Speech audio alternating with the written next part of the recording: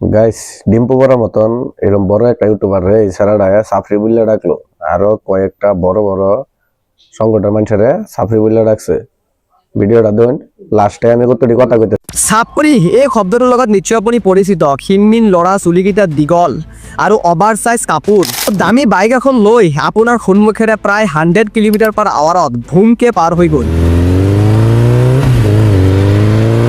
এটুকে চাপৰি বুলি কয় নেকি যদি আপুনি এনে ভাবিছে তেনেহলে আপুনি ভুল চাপৰি হ'ল সেইজন যোনে নেকি নিজকে কুল দেখাব বিচাৰে কিন্তু কুল নালাগে মই ডেমোক্ৰেসি ভাল নাপাওঁ মোক লাগে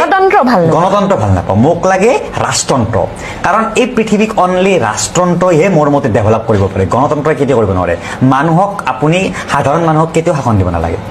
আৰু এই ভিডিওটোৰ ঠিক একেটা কামে হ'ল নিজকে কুল দেখাবলৈ গৈ এনেকুৱা এটা সেন্টেন্স কৈ দিলে যে ডেমোক্ৰেসিক মই পছন্দ নকৰো বা ডেমোক্ৰেসি মোৰ ভাল নালাগে যি ডেমোক্ৰেসিৰ কাৰণে ইমান ফ্ৰীডম ফাইটাৰসকল যুঁজিছিলে যি ডেমোক্ৰেসিৰ কাৰণে বহুতে নিজৰ প্ৰাণ বিসৰ্গ কৰিছিলে সেই ডেমোক্ৰেসি এইজন সো কল ইনফ্লুয়েন্সাৰ ইউটিউবাৰৰ ভাল নালাগে মোৰ মতে ইয়াক সিধা নৰ্থ কোৰিয়া পঠাই দিব লাগে আৰু তাত গৈ হে দুষ্ট মাৰি থাকিব আৰু বুজি যাব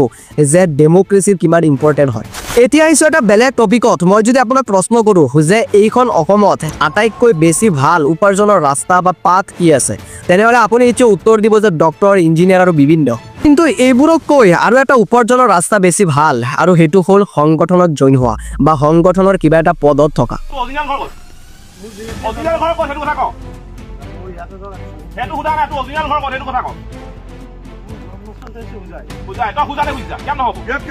আৰু এইজনে পুলিচৰ কাম কৰি আছে যিটো কাম নেকি পুলিচে কৰিব লাগে এইটো কাম এখেতে কৰি আছে আৰু ইয়াক কোনোবাই বুজাই দিব লাগে যে অসমৰ ভিতৰতো বেলেগ কথা ইণ্ডিয়াৰ যিকোনো ৰাজ্যৰ পৰা বেলেগ এটা ৰাজ্যত গৈ আমি থাকিব পাৰো এজ এ ইণ্ডিয়ান সিটিজেনশিপ আৰু ইহঁতে এটা ধুনীয়া ফৰ্মুলা ওলাইছে এনেকুৱা কিছুমান মানুহৰ ওচৰত যায় যিবোৰৰ শিক্ষা নাই যিবোৰৰ টকা পইচা নাই দুখীয়া তিনি বেলা ভালকে খাব নোৱাৰে সিহঁতৰ ওচৰত গৈ এইবোৰ কৰে আৰু নিজকে হিৰো দেখুৱাই আৰু এইটো ভিডিঅ' কৰিব আৰু ছ'চিয়েল মিডিয়াত আপলোড কৰিব তাৰ পিছতে সংগঠনৰ উচ্চ পদত ইহঁতে স্থান ল'ব আৰু তাৰ পিছত অবভিয়াছলি টকা আপুনি কেতিয়াবা দেখিছেনে যে আমাৰ অসমৰ সংগঠনবোৰৰ এইবোৰ মানুহে কোনো এজন ডক্টৰ মিয়াৰ ওচৰত গৈ এইবোৰ উস্তাদি কৰিছে বা এজন শিক্ষক টিচাৰে হওক বা ইঞ্জিনিয়াৰ হওক এনেকুৱা ধনী পাৱাৰ থকা মিয়াৰ ওচৰত গৈ এইবোৰ উস্তাদি কৰিব পাৰিছেনে অবভিয়াছলি পাৰা নাই ইহঁতে কেৱল দুখীয়া মিয়াৰ ওচৰত যাব যিবোৰে এইসকলৰ পৰা নিজকে ডিফেন্স কৰিব নোৱাৰে একো উল্টাই ক'ব নোৱাৰে সেইসকলৰ ওচৰত গৈ ইহঁতে এনেকুৱা উস্তাদিবোৰ কৰে কাহানিৰ সংগঠনবোৰ বহুত ইম্পৰ্টেণ্ট আছিলে এখন দেশ বা এখন ৰাজ্যৰ বাবে কাৰণ কাহানিৰ সংগঠনবোৰে একমাত্ৰ এটা ৰাস্তা আছিলে যিয়ে নেকি উইদাউট ফিয়াৰ আৰু উইদাউট ফিল্টাৰ চৰকাৰক প্ৰশ্ন কৰিব পাৰিছিলে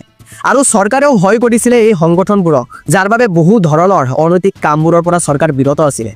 কিন্তু আজিৰ দিনৰ সংগঠনবোৰ চৰকাৰে ইউজ কৰিব ধৰিছে লাইক নিউজ চেনেল যেনেকৈ নিউজ চেনেলবোৰক আজিকালি চৰকাৰে নিজৰ কৰি লয় আৰু ইউজ কৰে বিভিন্ন ধৰণৰ কামত ঠিক একেদৰে আজিৰ দিনৰ এই সংগঠনবোৰকো চৰকাৰে কণ্ট্ৰল কৰে যি কথা বা যি কাম চৰকাৰে কৰিব নোৱাৰে সেই কামবোৰ সংগঠনৰ দ্বাৰা কৰোৱাই আৰু ইয়াৰ বাবে অবভিয়াছলি টকা বা বিভিন্ন ধৰণৰ ধন যিকোনো পদ্ধতিৰে হ'ব পাৰে সেই আঁচনি চৰকাৰী কিবা স্কিম সেইবোৰৰ দ্বাৰা এই সংগঠনবোৰক পে' কৰে চৰকাৰে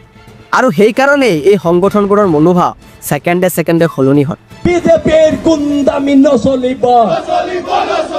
বিজেপি চৰকাৰ বিজেপি চৰকাৰ